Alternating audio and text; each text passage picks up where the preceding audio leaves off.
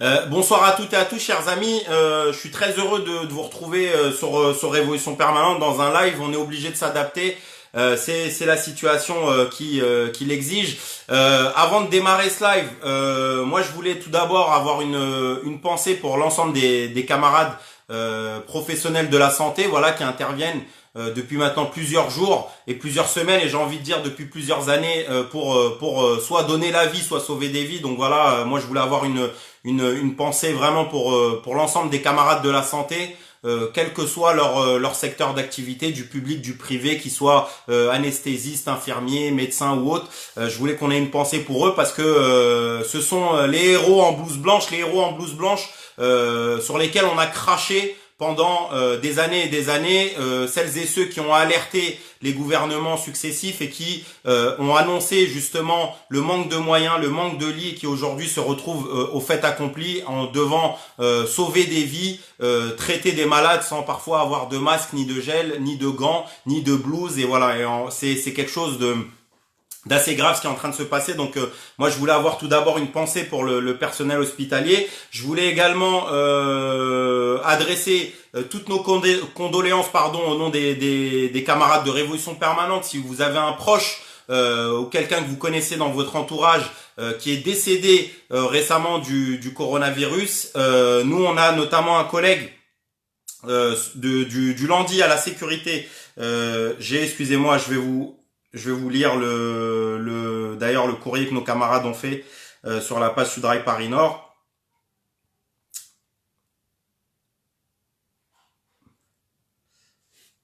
Donc voilà, c'est un collègue de la sécurité au Technicentre du Landy qui est décédé du coronavirus. On a appris ça ce matin. Donc voilà, toutes mes condoléances et nos condoléances au nom de l'ensemble des camarades de Révolution Permanente pour ce collègue et toutes celles et ceux qui ont perdu des proches. Un prompt rétablissement pour toutes celles et ceux qui sont malades, qui ont des personnes autour d'eux malades.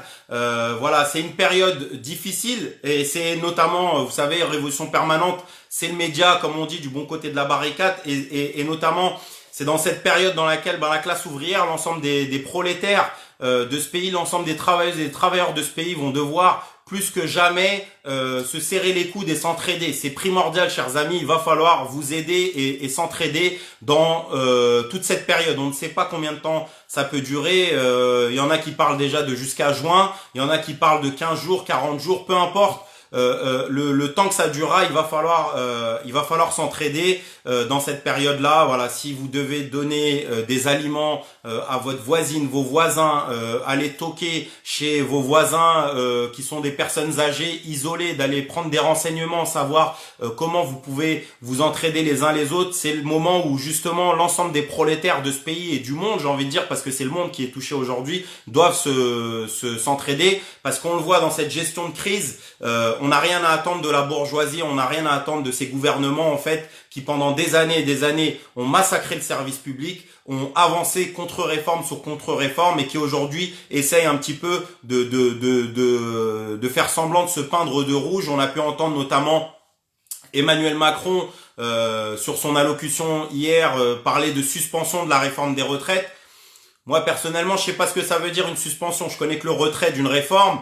Suspension, est-ce que c'est définitive? Est-ce que c'est pour la remettre après la fin de cette épidémie? On ne sait pas. Donc voilà, il a fallu 60 jours de grève, 67% quasiment de la population qui soutenait la grève, 75% de la population qui considérait que cette réforme était mauvaise. Ça ne leur a pas suffi pour retirer cette réforme des retraites. C'est le fait qu'il n'ait pas grand-chose à faire dans cette période pour faire avancer cette réforme qu'ils décident de la suspendre. Donc voilà, soyons vigilants là-dessus. Mais on voit à quel point que notamment sur l'allocution de Emmanuel Macron hier, à quel point on ne peut pas compter sur la bourgeoisie car elle met en avant les intérêts, le profit avant l'intérêt des travailleuses et des travailleurs de ce pays, à savoir leur santé. Voilà, parce qu'on a plein de collègues et notamment certains réagiront. Je vous ai parlé par exemple de Gaëtan qui va nous expliquer dans son usine de sous-traitance de Airbus qu'ils ont dû débrayer ce matin pour pouvoir exiger la fermeture de leur entreprise, parce qu'aujourd'hui c'est chacun fait ce qu'il veut. Voilà. Si vous pouvez télétravailler, c'est très bien, mais il y a énormément d'entreprises et notamment d'ouvriers et d'ouvrières de ce pays qui sont obligés d'aller travailler, qui sont contraints d'aller travailler. Je pense également à toutes celles et ceux qui n'ont pas spécialement d'enfants et qui sont aujourd'hui obligés d'aller bosser, qui ne peuvent pas se mettre en arrêt de travail, qui n'ont pas spécialement une maladie auto-immune, de l'asthme ou autre pour pouvoir se déclarer en confinement chez eux, mais qui sont obligés d'aller travailler, notamment dans un certain nombre d'entreprises de la métallurgie. Il y a encore des secteurs dans lesquels on travaille, dans lesquels on t'interdit d'aller jouer au parc avec tes gamins, mais pour qui c'est plus important pour eux d'aller travailler dans une usine parfois où il y a 2000 ou 3000 salariés. Donc voilà, je pense également à l'ensemble des travailleuses et des travailleurs dans les supermarchés qui sont au contact client, notamment au niveau de la caisse. Les caissières et les caissiers qui n'ont pas de masque, qui parfois n'ont pas de gel et qui sont contraints aujourd'hui de voir de plus en plus de monde affluer et qui sont aujourd'hui démunis en fait, qui sont obligés de bosser parce que de fait ils nourrissent et ils permettent aux gens de pouvoir se faire des courses et se nourrir, mais qui du coup sont complètement désemparés dans cette période-là où en fait on leur donne aucun moyen pour pouvoir se protéger, et il y a une banalisation totale de ce coronavirus et notamment d'une partie de ce virus-là qui se transmet à travers ce qu'on appelle des porteurs sains. Vous savez, les porteurs sains, ce sont celles et ceux qui ne payent pas de mine, comme on dit, qui n'ont aucun symptôme visible, qui ne toussent pas, qui n'éternuent pas, qui n'ont pas de fièvre ni rien du tout, mais qui pourtant sont porteurs du coronavirus et qui le transmettent, voilà. Et on a parmi nous, autour de nous, statistiquement, des collègues, des amis, des proches qui sont des porteurs sains en fait et qui peuvent nous transmettre le coronavirus. Donc chers amis, je vais pas vous dire répéter le truc de rester chez vous. L'ensemble des camarades de la santé le disent très bien et mieux que moi, et moi je me joins à leur demande de rester chez soi, de faire attention, de commencer à arrêter de banaliser. Moi j'en parlais notamment dans le meeting, le grand meeting de la grève qu'on a pu faire il y a à peu près on est le combien? On est le 17, il y a une semaine, quasi jour pour jour, dans lequel on avait commencé à alerter en disant, chers amis, arrêtez de banaliser en fait, de vous faire la bise, de serrer la main et de faire comme si de rien n'était. Et au final, on avait déjà dit il y a une semaine que on considérait que l'Italie était le reflet de ce qui allait arriver en France. Et c'est en train d'arriver. Et aujourd'hui, on voit que les mesures, en tout cas prises par le gouvernement, sont loin d'être suffisantes, voire pas du tout. C'est-à-dire, en termes de moyens, il n'y a rien qui est fait. En termes de confinement, pour pouvoir faire tourner encore le business, on décide de pas prononcer le confinement. Donc d'un côté, on va aller mettre des PV à des gens, et de l'autre, t'en as qui vont aller bosser dans des usines qui n'ont pas d'utilité dans la période. C'est quand même quelque chose d'incroyable. Donc il n'y a rien à attendre de ce gouvernement bourgeois. Il va falloir que nous on prenne en main notre destin, et notamment il y a une phrase que nous on répète souvent, nos vies valent plus que leurs profits, et c'est la réalité de la situation. Nos vies valent plus que leurs profits, et on doit défendre nos vies avant leurs profits. Ça c'est primordial, chers amis. Voilà, on ne doit pas se laisser dans cette période, se laisser faire comme si de rien n'était, parce que c'est une période de chamboulement en réalité internationale.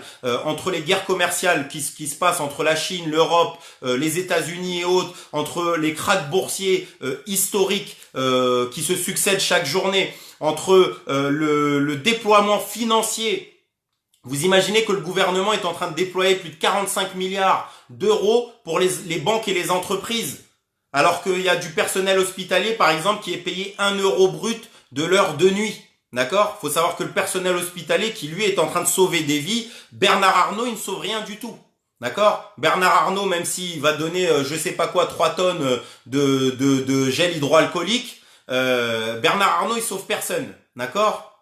Par contre, celles et ceux qui sauvent des vies aujourd'hui, ils sont payés 1 euro brut de l'heure de nuit dans l'hôpital public. Les gens ne le savent peut-être pas, mais c'est comme ça. Faut savoir que les camarades à la SNCF notamment, moi je le dis souvent dans certains de mes lives, à la SNCF, l'heure de nuit c'est 2,70 € brut, les amis. C'est-à-dire que pour pouvoir assurer le service public, le transport public aujourd'hui à la SNCF, il y en a qui prennent des risques pour 2,70 € brut de l'heure de nuit. Donc là, on est en train de s'apercevoir que finalement celles et ceux qui avaient des régimes spéciaux, bah en fait ils servent à quelque chose dans ce pays-là, et notamment dans une période aussi sombre et noire que ce qu'on est en train de vivre aujourd'hui. Donc c'est quelque chose d'important à noter, et on ne doit pas fermer les yeux sur ce qu'est en train de faire le gouvernement, ou derrière la sorte d'union nationale. On doit avoir nous une union de l'ensemble des travailleuses et des travailleurs de ce pays, d'accord? Va falloir que nous, à l'union nationale qu'ils essayent de nous proposer, la contrer par une union des prolétaires en fait. Va falloir que nous on s'entraide dans cette période-là, et notamment qu'on tape du poing sur la table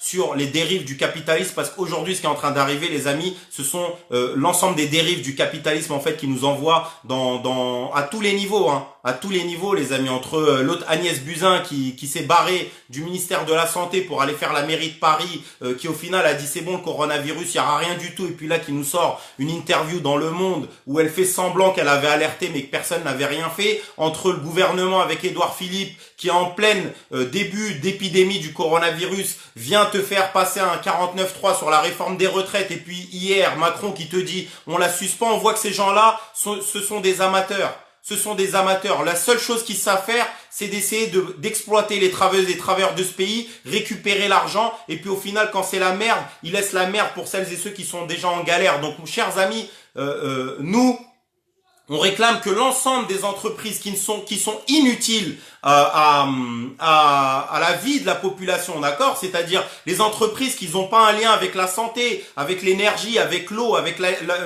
l'alimentaire, toutes ces entreprises-là doivent fermer.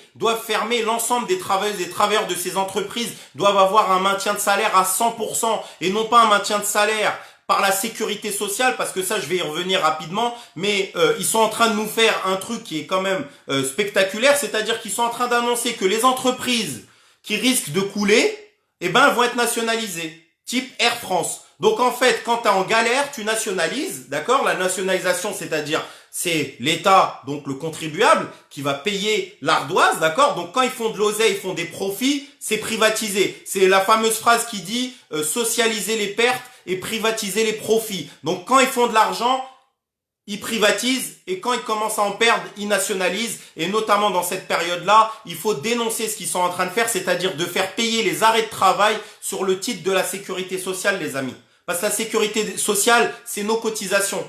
C'est avec nos cotisations que la sécurité sociale, elle tourne. Et il est hors de question, en fait, qu'on creuse le trou de la sécurité sociale parce qu'on veut pas que les patrons, ils sortent une thune. Il est hors de question qu'en fait, on prenne en charge les banques, etc., les pertes, les profits des banques sur le dos de l'impôt du contribuable. Parce que ça, lorsqu'il y a du CICE, lorsqu'il y a de l'ISF, lorsqu'il y a des profits, lorsqu'il y a des bénéfices, ils donnent rien du tout à personne. Et ça, il faut qu'on le réclame, les amis.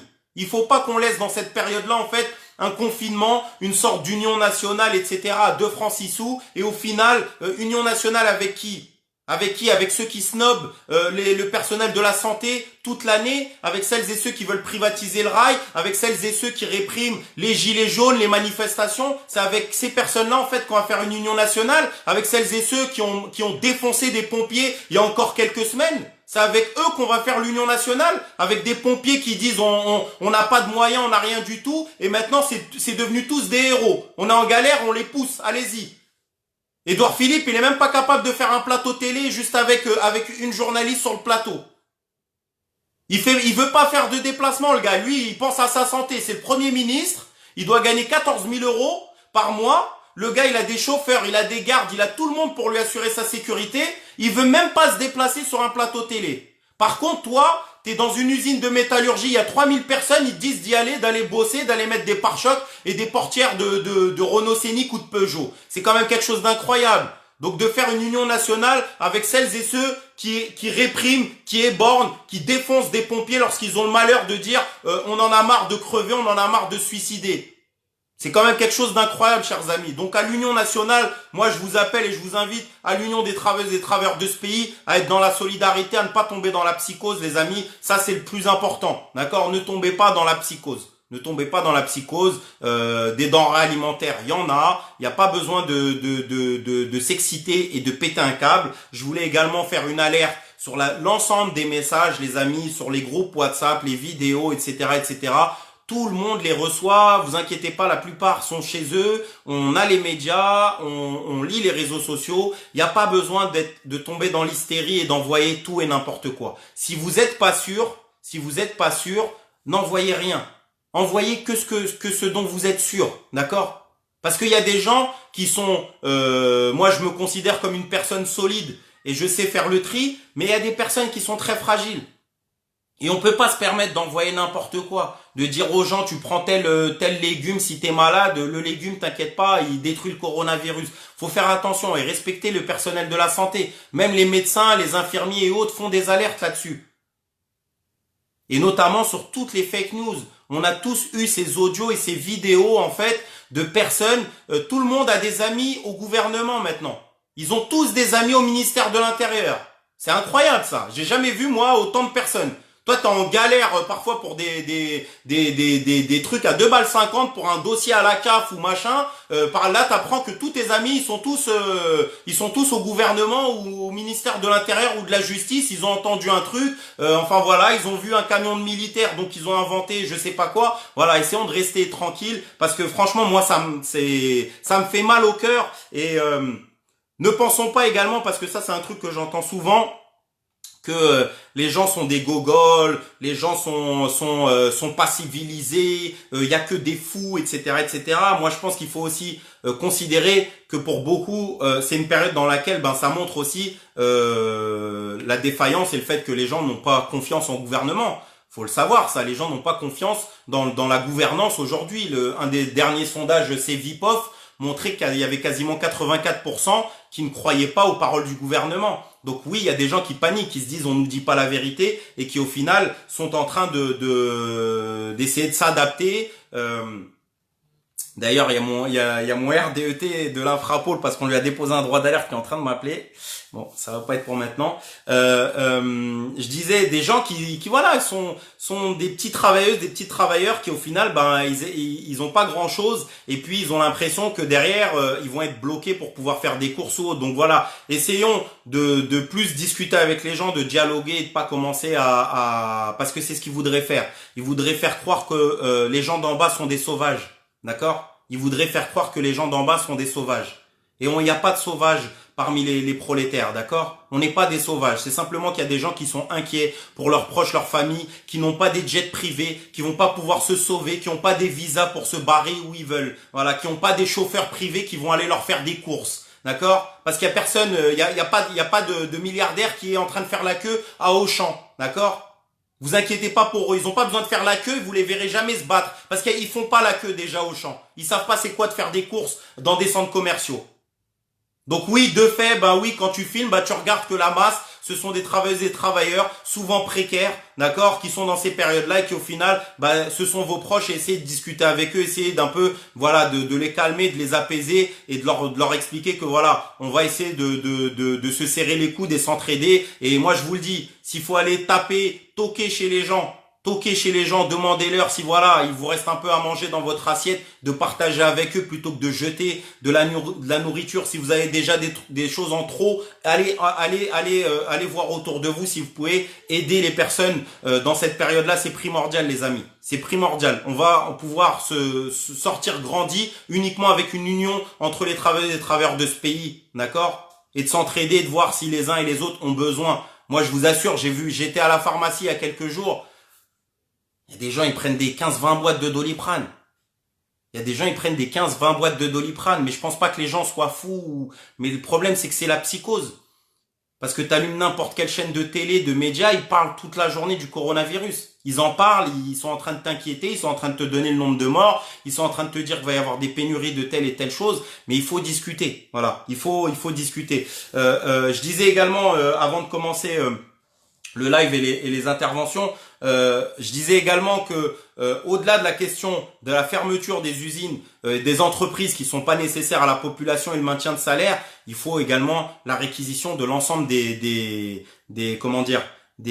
bureaux vides, des logements vides pour pouvoir loger celles et ceux qui sont dans la rue aujourd'hui. Parce que eux, ils sont encore beaucoup plus fragiles que n'importe lequel d'entre nous. Parce qu'ils vivent encore dans la rue. Il y a 200 000 SDF, chers amis, qui sont dans la rue. Il y a 200 000 SDF.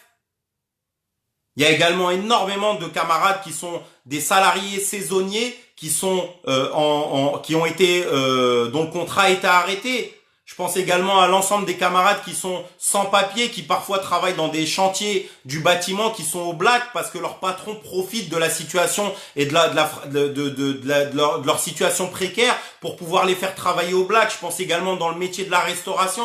Moi, j'ai des copains autour de moi qui travaillent dans la restauration et qui sont au black, malheureusement parce que le patron veut pas leur donner un contrat de travail et qui aujourd'hui, avec la fermeture notamment des commerces, des bars et autres, se retrouvent aujourd'hui au chôme dû. D'accord? Parce que c'est bien d'annuler les loyers pour les entreprises, les taxes, les impôts, mais il faut le faire pour celles et ceux d'en bas. Ceux qui risquent de se retrouver à la gorge, celles et ceux qui risquent de se retrouver sans pouvoir payer leur loyer. Parce que si t'es confiné 40 jours dans lequel t'as pas une thune qui rentre. Parce que c'est ça les amis. Quand t'es au black, t'as pas une thune qui rentre. C'est le patron qui te paye en espèces à la fin de la soirée ou à la fin de la semaine. Comment tu fais quand ton patron il t'a dit bon bah on ferme boutique pendant 40 jours? Qui va te donner quoi que ce soit? Et la dernière chose que je voulais dire, c'est également sur l'ensemble du personnel de la santé qui a été licencié, on doit réembaucher toutes ces personnes. Toutes les personnes qui ont affaire avec la santé, on doit les réembaucher aujourd'hui.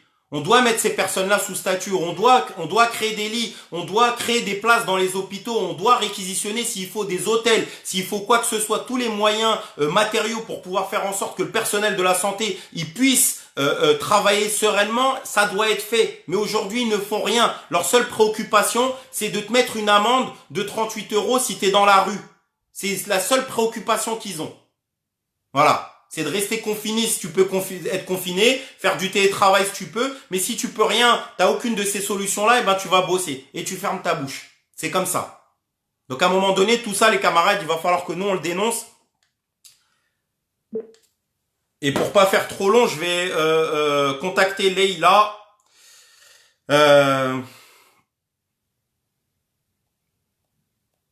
Je vais contacter Leïla tout de suite.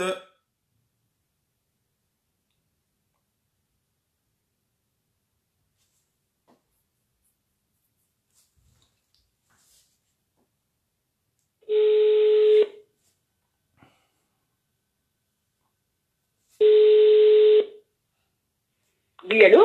Oui, Leïla? Oui? Oui, bonsoir, c'est Anas, ça va? Salut Anna, ça va et toi? J'étais en train de regarder ton live. Ça va, bah super. Bah écoute, t'es en live du coup, il y a 1230 Ok. personnes sur Révolution Oui, Permanente. mais merci de me mettre la pression. Non, t'inquiète, ça va bien se passer. Bah écoute, je te laisse te présenter et puis derrière un peu nous dire un peu la situation dans le secteur où t'es et nous dire un peu les difficultés. Ok, pas de souci. Alors donc moi c'est Leïla, donc j'habite dans le Haut-Rhin, à Guebwiller, c'est une commune de 11 000 habitants. Voilà. Je suis aide-soignante à domicile. Quoi d'autre? Gilet jaune, inscrite sur une liste au municipal, voilà, pour la présentation. Ok. Voilà.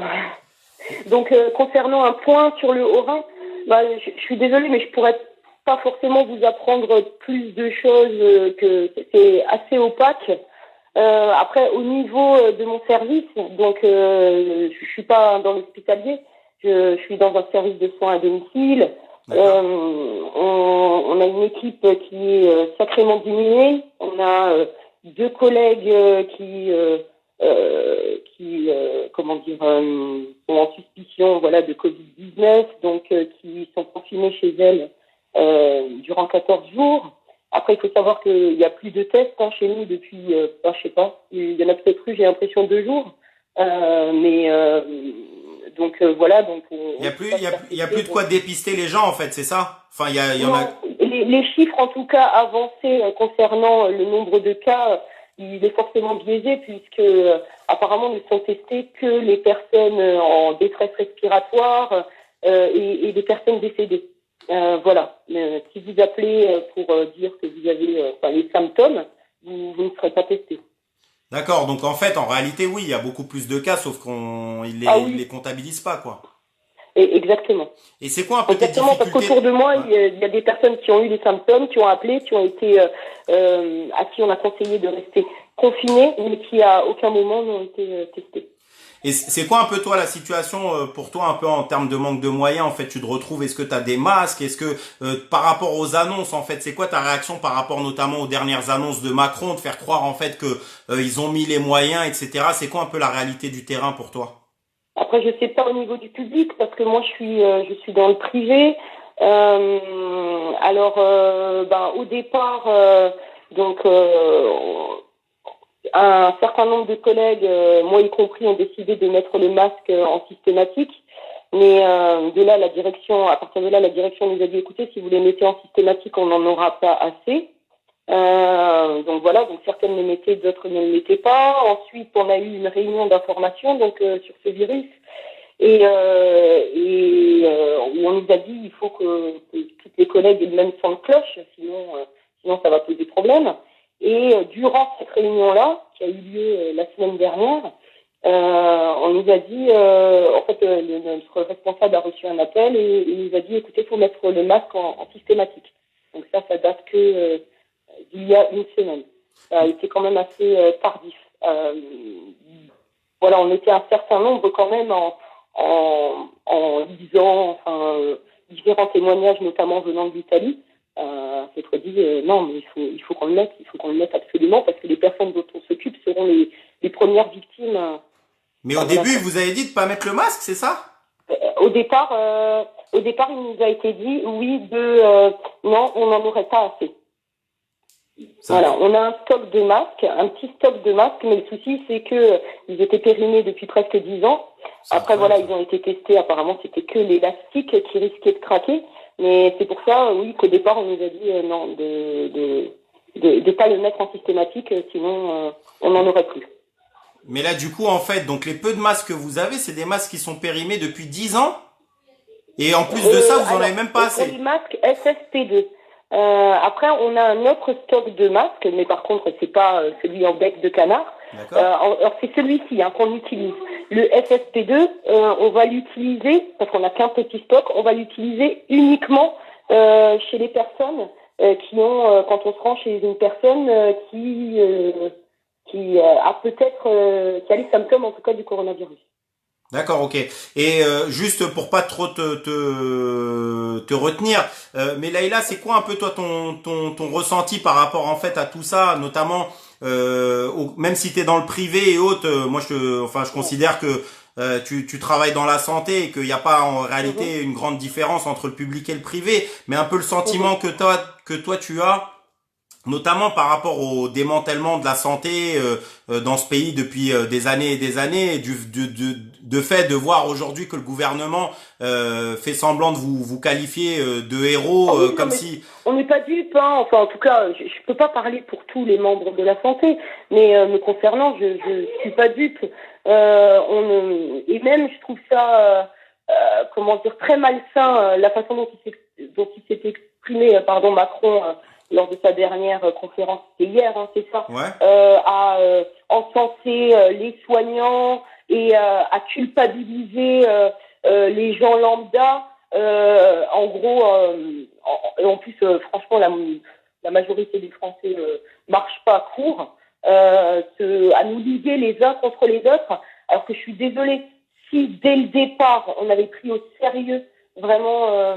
ce problème sanitaire, cette guerre sanitaire, peut-être qu'on le nomme Macron, si on avait pris ça au sérieux, déjà ils auraient annulé le premier tour directement. Je pense que là, peut-être que les gens auraient plus réalisé que, ah oui, en effet, il y a urgence. Là, il a fallu attendre vraiment que fuitent les témoignages des soignants en disant que, là, ça commence à être catastrophique, on va pas pouvoir faire face. D'ailleurs, c'est le cas chez nous dans le Haut-Rhin. Hein. Là, aujourd'hui, on a les six personnes qui ont été transférées à Toulon en réanimation parce qu'il n'y a plus de place en réanimation dans le Haut-Rhin. J'espère que je ne suis pas égarée. Mais pour dire, non, c'est de la manipulation. Ouais. Parce qu'en gros, ils auraient dû en vérité prendre les mesures le moment où, parce que ça c'est un truc que tout le monde en a entendu, c'est que le moment où ça a été déclaré en Chine, que c'était sûr que ça allait venir en France. Et en fait, il y a toute cette transition là où en fait ils ont fait comme si c'était un problème chinois et que il y avait pas d'impact quoi. Ouais, c'est ça. ça. Il a fallu vraiment, je pense, l'exemple de l'Italie pour là se dire ah ouais, d'accord, ok. On a juste un recul de quoi, ouais. On a une avance de quoi de non, c'est eux qui ont une avance de quoi 7-10 jours. Ouais, c'est ça, ouais. Ok. Ouais. Et Bah, heureusement qu'il y a les réseaux sociaux vraiment aussi pour alerter. nous Ouais, ouvrir les yeux. ça Ouais, change pour tout. alerter. Bah écoute Leïla, Voilà. je te remercie énormément. Tu as beaucoup de messages de soutien, de gens qui t'apportent toute leur Oh, c'est gentil. solidarité, notamment à tes collègues et à tout le personnel de Ouais. la santé. Donc voilà. Merci Bon, d'avoir... merci à toi, Enes, et merci à tous les tiens pour tout ce que vous faites. c'est gentil. Merci beaucoup Leïla. Bonne soirée à toi. Allez, Fais attention à bonne toi. soirée, merci. Allez, fort. Au revoir. Salut. Ciao. Ciao. Au revoir. Voilà, on était avec Leïla qui est aide-soignante à domicile dans le secteur privé, notamment dans le Haut-Rhin, qui nous expliquait, enfin, si vous avez entendu, parce que je sais pas, j'ai vu certains messages qui expliquaient que le son n'était pas top, mais en gros, enfin, c'est incroyable. Elle a dit qu'ils avaient des masques qui étaient périmés. Ils utilisent aujourd'hui des masques qui sont périmés depuis plus de 10 ans. Voilà, c'est incroyable. Et ils en ont même pas assez. C'est-à-dire que même dans les masques périmés, ils ont même pas assez de masques périmés. On marche sur la tête. On va essayer d'appeler le camarade de Saint-Nazaire. J'essaye de retrouver son number. Tac, tac, tac. Voilà, on va passer à Arnaud Fontaine, qui est délégué CGT Chantier Atlantique, donc des chantiers navals de Saint-Nazaire.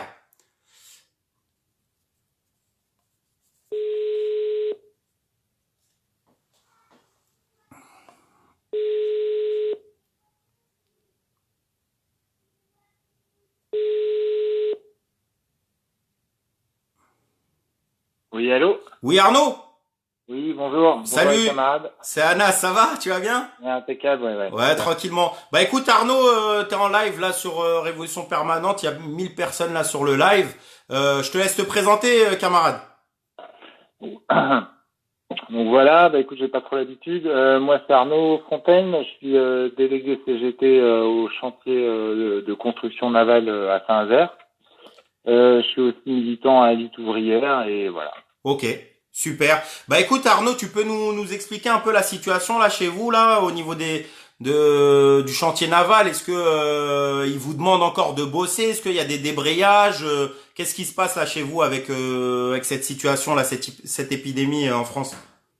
Donc en fait, nous, on a eu un CSE extraordinaire. Donc pour ceux qui savent pas trop, hein, c'est nouveau jargon. On a eu une réunion de l'ancien CE, quoi, extraordinaire, l'ancien CE.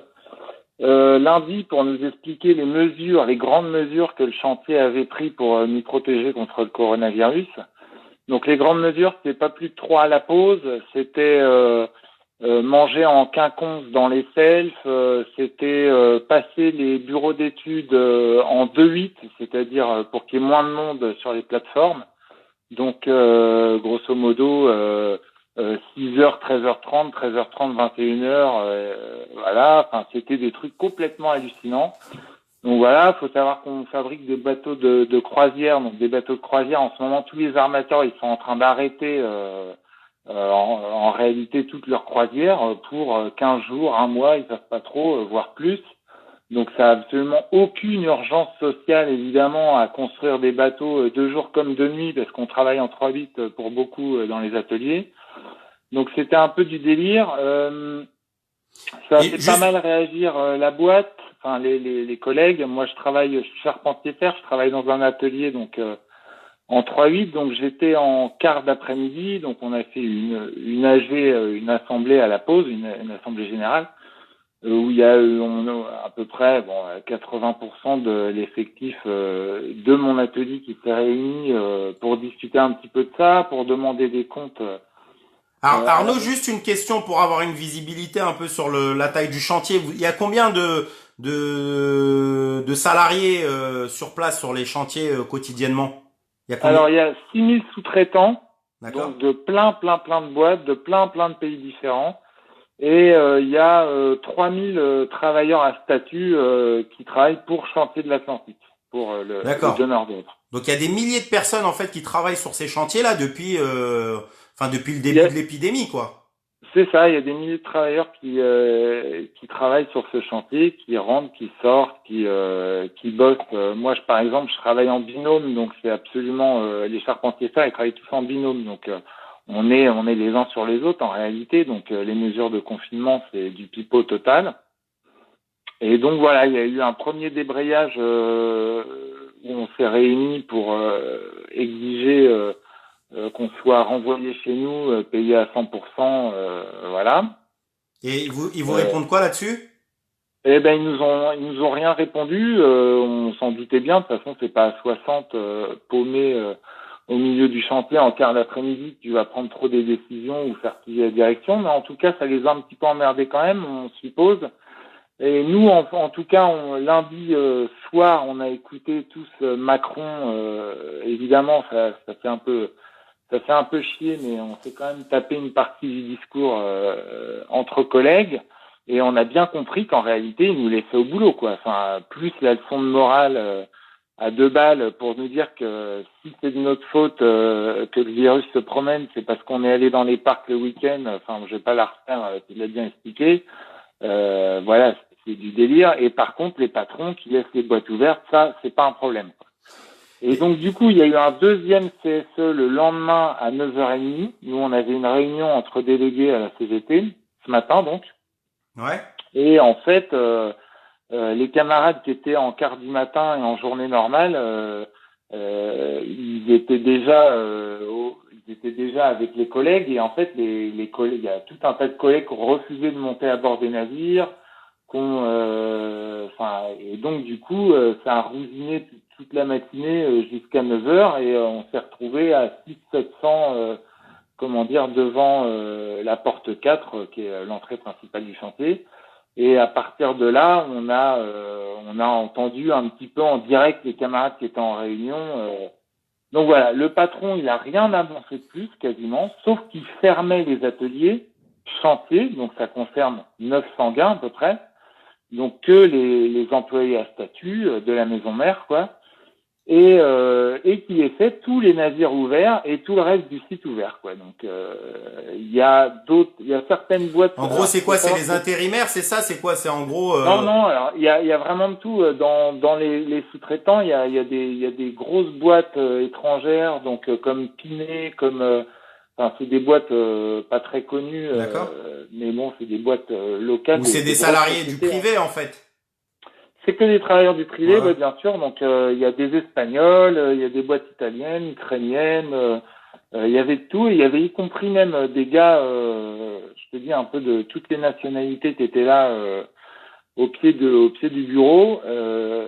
Donc c'était pas mal. Le patron, il a pas reculé. En réalité, il a juste fermé les ateliers. Donc ça concerne pas grand monde, ça concerne 900 gars. C'est ce que Ouais. je disais. Hein, et les gars qui sont en fixe. Pour les autres, pour les sous-traitants, il y a eu des mesures boîte par boîte pour les plus grosses comme Eiffage par exemple, ça c'est un peu plus connu nationalement, ou d'autres qui ont renvoyé leurs salariés chez eux. Nous, le patron a dit qu'il nous piquait 2 jours de RTP pour commencer, donc grosso modo nos jours de congé D'accord. pour finir à la fin de la semaine. Et puis ils nous ont dit que grosso modo on était payé chez nous soi-disant, alors en restant très évasif sur la façon dont comment on serait payé. Est-ce qu'ils ont fait une demande de chômage partiel? On n'en sait rien. C'est le flou artistique. D'accord. Donc Donc. Et voilà. du coup, Après le je vais pas moral être des trop collègues, vite. c'est quoi un peu aujourd'hui? Qu'est-ce qu'ils disent un peu autour? Est-ce qu'ils sont prêts à appliquer leur droit de retrait? Est-ce qu'il y a, Bah, tu si sens tu comment un peu veux, le l'ambiance là-bas? problème. Ouais, le problème c'est qu'avec cette histoire du droit de retrait, nous on n'est pas trop allé là-dessus parce que c'est très flou, Ouais. parce que y compris le gouvernement a quand même dit que ça s'appliquait pas au coronavirus dans certains coins, etc. Donc nous on a plutôt et puis en plus c'était très spontané, c'était appliquer le droit de retrait dans une boîte de sous-traitants espagnols. Enfin, tu vois, c'est un peu la merde. Hmm. C'est un droit individuel. On savait pas trop comment se débrouiller, se dépatouiller avec ça. étant donné la diversité des statuts qu'il y a dans la boîte, donc là les gars ils ont posé leur cul sur leur caisse quoi. Enfin moi je pense que c'est un peu le truc qui permet d'agir vite et puis le droit de grève quoi tout simplement parce que ça ils nous l'ont pas encore enlevé. Ouais. Ok. Et donc voilà c'est un peu. Donc en gros c'est du pipeau quoi. Donc déjà les histoires de que les employeurs ils jouent le jeu et fassent en sorte de maintenir les gens à domicile, d'arrêter le travail lorsque c'est pas nécessaire. En vérité, toi tu nous dis que vous faites des bateaux de croisière et que même les croisières elles sont annulées et qu'en fait il y a rien de vital quoi. Donc ils pourraient très bien vous maintenir à domicile depuis le début de l'épidémie quoi. Bien sûr, seulement le patron, il a foutu un tel bordel dans la boîte depuis des années, à chacun son statut, chacun son bleu, chacun sa boîte, alors qu'avant on était tous de la même boîte, on était tous embauchés par le même employeur. Okay. Bon bah maintenant il se renvoie la balle. Là on a passé tout le reste de la journée avec les travailleuses et les travailleurs, c'est principalement des femmes de ISS, qui est une grosse boîte de nettoyage, qui est une multinationale, je sais pas, mais c'est une énorme boîte de nettoyage. Avec le chef du site qui expliquait que non, vous allez à travailler, les filles qui voulaient pas bosser, les camarades qui voulaient pas bosser, aujourd'hui elles avaient même pas de masque pour bosser, alors que c'est une boîte de nettoyage, donc quand faut aller nettoyer, c'est que c'est sale, et je peux vous dire que dans les bateaux, c'est vraiment dégueulasse. C'est un chantier quoi, hein, donc c'est vraiment dégueulasse. Et vous d'ailleurs en termes de moyens, ils avaient mis quelque chose ou pas du tout? Enfin, Excuse-moi, j'ai pas entendu. Et en termes de moyens déjà là pendant que vous travaillez, c'est quoi? Il y a des moyens en termes de gel, de masques, tout ça. Oui, ils ont mis quelques distributeurs à gel un peu partout, mais enfin. Je veux dire, voilà, le ministre de la Santé, il dit pas plus de 5 personnes, il faut pas croiser plus de 5 personnes dans la journée. Ouais, toi t'en croises des milliers, quoi. Les travailleurs et travailleuses d'ISS, c'est pas 5 personnes qui croisent, c'est 400 personnes, même s'ils leur serrent pas la main, quoi. Enfin, c'est incroyable. Voilà, les mesures du patron, elles étaient risibles. C'était pas plus de 6 dans les ascenseurs, je sais pas si vous voyez. Des trucs, on en rirait si c'était pas une catastrophe. Et donc évidemment, moi aussi je tire mon chapeau, hein, comme tout le monde, au personnel des hôpitaux. Et nous, on a essayé de les aider comme on pouvait. En essayant de fermer ce site là qui est où c'est un bouillon de culture pas possible et où des milliers de travailleurs se côtoient toute la journée sans aucune nécessité sociale quoi. Oui, parce qu'elle est là la contradiction, c'est-à-dire que d'un côté il les appelle en héros, il les appelle des héros, il demande aux gens, ils font des campagnes, restez chez vous, etc. Mais en même temps, en fait, ils maintiennent les gros sites de production, en fait, comme ça, où il y a des milliers de personnes, comme les chantiers navals de Saint-Nazaire, qui au final, en fait, vont simplement remplir encore les hôpitaux. C'est-à-dire, en fait, ils pensent à aucun moment au personnel de la santé, quoi, parce que c'est c'est comme si t'avais un concert ou je ne sais quoi. C'est comme si, en fait, maintenir Saint-Nazaire, c'est comme si on peut maintenir les matchs de foot ou les concerts au Zénith ou quoi que ce soit. Ça change strictement rien, quoi. C'est exactement ça. C'est l'irresponsabilité totale. Nous, c'est ce qu'on a dit. Nous, on prend nos responsabilités, on se met en sécurité, on met en sécurité les personnels de la santé en leur envoyant pas des dizaines ou des centaines de cas potentiels, quoi. Okay. Donc bon, juste pour terminer, dis-moi, vas-y. Trop long, on n'a pas. Alors, il y a eu des avancées parce que finalement, il y a eu un deuxième débrayage l'après-midi dans les bureaux d'études pour refuser le travail en 2-8. Donc, la direction, elle a plié, elle a mis les travailleurs des bureaux d'études dans la même situation que les travailleurs des ateliers. Donc, ça faisait 900 plus 6 ou 700 de plus qui étaient renvoyés chez eux. Mais là, par exemple, demain matin, on a rendez-vous avec les travailleuses d'ISS, qui est une boîte de nettoyage, où le patron, il se renvoie tous la balle. C'est pas moi qui décide, c'est le chantier. Quand on appelle le chantier, c'est pas le chantier qui décide, c'est l'ISS. Et voilà, c'est des petits salaires, c'est des conditions de travail dégueulasses. Voilà la chair à canon des capitalistes. Aujourd'hui, c'est quand même les travailleuses du ménage et et tous les travailleurs détachés qui sont complètement paumés. Là, il y a un camarade du bureau d'études qui racontait, c'est une anecdote, qu'il y a une Roumaine qui est arrivée, une Roumaine d'un prestataire de service qui est arrivée dans son bureau aujourd'hui. Elle est arrivée aujourd'hui, c'était son premier jour de travail. Elle est complètement paumée là-dedans. Elle sait pas ce qu'elle va devenir et on lui apprend en plus que son hôtel va fermer. Donc voilà les capitalistes, les premiers de cordée à Macron. Voilà ce que c'est les premiers de cordée. C'est ceux qui en fait qui coupent la corde derrière eux, qui font n'importe quoi et qui on peut être peinard amènent toute la société au chaos quoi. Bah écoute Arnaud, je te remercie énormément pour ton intervention. Ça nous permet de sortir un peu parce que sinon on regarde que la défense et les trottoirs vides, mais que de ces banquiers, ces financiers qui travaillent à domicile, et on n'a pas la vision de ce qui se passe chez vous à Saint-Nazaire. Je te remercie beaucoup camarade pour ton intervention, et puis on essaie de se rappeler rapidement pour avoir un peu un état des lieux, savoir si ça a avancé chez vous quoi. Ok, ça roule camarade. Merci beaucoup. Bon courage à vous tous, et puis on finira bien par les avoir. Ça marche, force à toi Arnaud. Voilà, allez. Vive la Ligue des travailleurs. Ça allez, marche. Ciao. Salut camarade, ciao.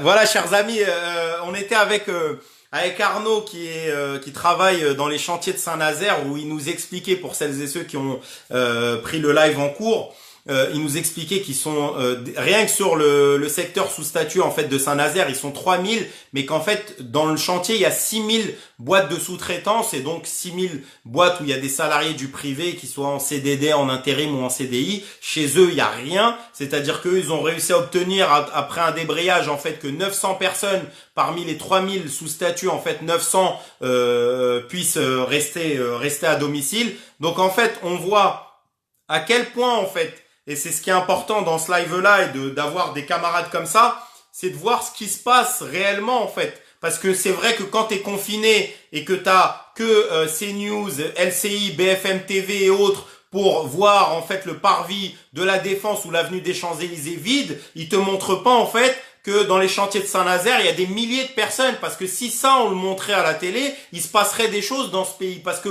les gens ne comprendraient pas en fait que toi on t'interdit d'aller jouer au foot au parc ou de pique-niquer, et que derrière en fait t'entends que dans des chantiers de Saint-Nazaire, en fait dans des secteurs, il y a des milliers et des milliers de personnes qui continuent à bosser comme si de rien n'était, et qui en plus de ça sont obligés de débrayer, faire des droits d'alerte et autres, et qu'en fait le patron en a rien à taper, il continue à les faire bosser. Donc il y a rien de vital là-dedans de construire des bateaux de croisière. Enfin c'est quand même quelque chose d'extraordinaire qui est en train de se passer, c'est-à-dire que d'un côté, comme je disais à Arnaud, on félicite le personnel hospitalier, on demande pour leur bien, etc., pour ne pas charger les hôpitaux en fait de rester chez soi, mais en même temps, on continue à faire en sorte de produire et de continuer à faire du profit en fait dans cette période-là, et ça c'est inacceptable les camarades, c'est inacceptable. C'est là où je dis que ce n'est pas juste une histoire d'épidémie de virus, mais il y a aussi des antagonismes de classe, comme on dit. Il y a deux classes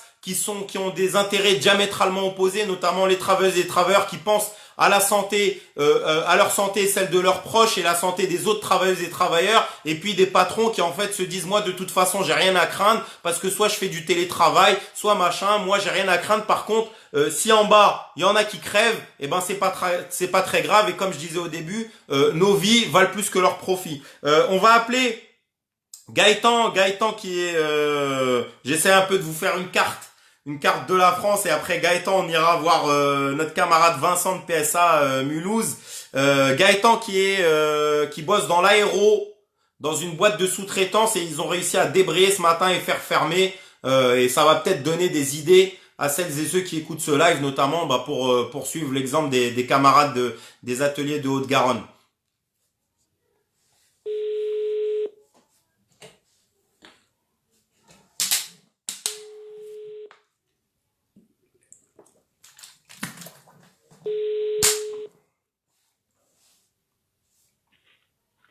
Anas. Ouais, mais pourquoi vous mettez toujours 12 sonneries à répondre? C'est incroyable, ça. C'est parce qu'en fait, je regardais le live, mais dans le live, c'était vachement en retard. Ah, d'accord. Ah, j'étais tranquille, moi. Allez, GG, présente-toi. Oui, merci. J'ai un accent effectivement parce que je viens de Toulouse. Je suis délégué syndical CGT dans un sous-traitant aéronautique qui s'appelle les Ateliers de la Haute-Garonne et je suis militant aussi à Révolution Permanente qui fait partie du NPA. Et voilà, après je sais pas ce que je peux te... Enfin, j'ai plein de choses à raconter, donc tu me couperas, mais vas-y, pose-moi tes questions Bah, si tu veux. explique-moi, c'était quoi la situation là, un peu l'état de votre boîte, vous étiez combien? On n'a pas beaucoup de minutes, mais d'essayer d'un peu synthétiquement dire combien il y a de travailleuses et de travailleurs et un peu qu'est-ce qui a amené à votre débrayage aujourd'hui, c'est quoi un peu la situation pour vous, quoi? Ouais, c'est un petit sous-traitant aéro qui fait 250 salariés, intérimaires compris. La situation dans la boîte, c'était quoi? C'est qu'en gros, nous, on était en train de revendiquer la fermeture de l'usine clairement depuis hier, depuis lundi, et que le patron, il voulait rien savoir, il voulait faire continuer la production. Donc, en fait, hier encore, même de renvoyer les salariés plus fragiles chez eux, qui ont des hypertension, diabète, etc., il voulait pas. Il disait s'il y a deux personnes à la limite on peut voir, mais si c'est 15 c'est trop. Donc la situation c'était ça, mais de notre côté en fait on a posé des droits d'alerte, on a commencé à tourner dans l'usine, à informer du droit de retrait, etc. et surtout d'un plan de bataille. D'ailleurs je veux faire passer un message sur le droit de retrait. Enfin non, d'abord je te raconte le truc, après je dis. Mais en gros le lundi c'était ça la situation. À la suite du discours de Macron, ça a été une douche froide pour les collègues parce que les collègues ils s'attendaient, moi je leur avais dit que je pensais pas, mais les collègues s'attendaient à ce que Macron il ferme lui-même les usines. Et du coup le soir même, le lundi soir, on a préparé un plan de bataille avec les collègues où on a dit bon, l'usine on va la faire fermer nous-mêmes et donc on va voir la direction et si la direction elle dit elle nous propose rien, on débraye tous les ateliers, on fait une assemblée générale et on exerce notre droit de retrait massif. Et du coup, je dis le truc que je voulais dire sur les droits de retrait, parce que dans le week-end, je voyais sur les réseaux sociaux plein de gens qui disaient ouais, mais vous avez qu'à exercer votre droit de retrait, c'est facile, etc. Je le dis pour ceux qui connaissent pas trop ou quoi, non, c'est pas facile. Ça a été tout un travail de l'organiser, parce qu'il faut informer les salariés, les rassurer et faire que ça soit une dynamique collective. Dans le code du travail, le droit de retrait, c'est un droit individuel. Mais individuellement, face au patron, t'as pas beaucoup de rapport de force, tu le sais autant que moi, et voilà. Donc tout le travail des militants dans l'usine, ça a été C'est surtout la préparer pression sur les une dynamique salariés. collective. C'est surtout la pression sur les salariés en fait qui est exercée derrière, parce que le droit d'alerte tu peux le faire, mais après si t'as à chaque fois un chef qui vient derrière un salarié qui commence à dire je vais faire un droit de retrait et qui lui dit ouais attention je te menace de faire une absence irrégulière, derrière ça dissuade malheureusement quoi. Mais ça c'est ils ont toujours joué avec ça. Exactement. Donc en fait, et imagine bien que dans une petite boîte de la métallurgie qui avait pas de syndicat depuis des dizaines d'années, encore plus quoi. Ils sont habitués à avoir tout le pouvoir. Et dis-toi que même le vendredi, quand il y avait la garde d'enfants et que nous on voulait informer les salariés, eux ils ont fait toute une manœuvre pour essayer qu'on ne voit pas les salariés et de leur dire en fait non mais pour garder les enfants, ok vous les gardez la journée mais vous venez travailler le soir après. Ouais, pour pas toucher à la production. Donc ils en sont là. Nous en fait on a contré la manœuvre et tout, mais c'est vrai que oui, il y a énormément de répression et de brutalité quoi dans des usines comme ça. Bon, on leur Et a vous fait, produisez quoi exactement? Comment? C'est quoi que vous produisez exactement? On produit des rivets aéronautiques. Des rivets, c'est pour assembler de pièces. Les ajusteurs monteurs, ils connaissent bien. C'est pour assembler des pièces d'avions entre elles, quoi. Enfin, métalliques entre elles. Et ça c'est vital ça ou pas du coup pour le patron? Comment? Ça c'est vital pour le patron en fait, pour patron. son compte en banque. C'est clair que c'est un secteur non essentiel, surtout en ce moment. C'est absurde, quoi. Tu vois, là, Édouard Philippe, il vient d'annoncer, genre, il vient d'expliquer que tu ne peux pas aller voir un proche, tu peux pas aller à l'enterrement de quelqu'un qui est décédé. Il vient de dire ça. Mais par contre, tu peux produire des rivets ou des avions ou des voitures. C'est pour ça que les collègues, ils étaient tous énervés, tous scandalisés, quoi. Ils se sentaient comme des merdes. Ce matin, il y en a un qui me disait, il est tout seul sur le périph' en train de conduire, il se sent vraiment con d'aller prendre des risques pour lui et pour sa famille, pour rien, pour le profit du patron, quoi. Bon. Et ce même collègue, comme il m'a dit lui-même, il m'a dit, bravo à tous, on leur a fait fermer leur gueule et leur usine. Bon, lui, il m'a beaucoup fait rire, mais c'est vrai, on leur a fait fermer leur gueule et leur usine ce matin, donc ils ont fermé l'usine. On n'a même pas eu besoin de faire ce droit de droit de retrait massif. Dis bonjour au moins. Bonjour. Voilà, allez, allez. Salut.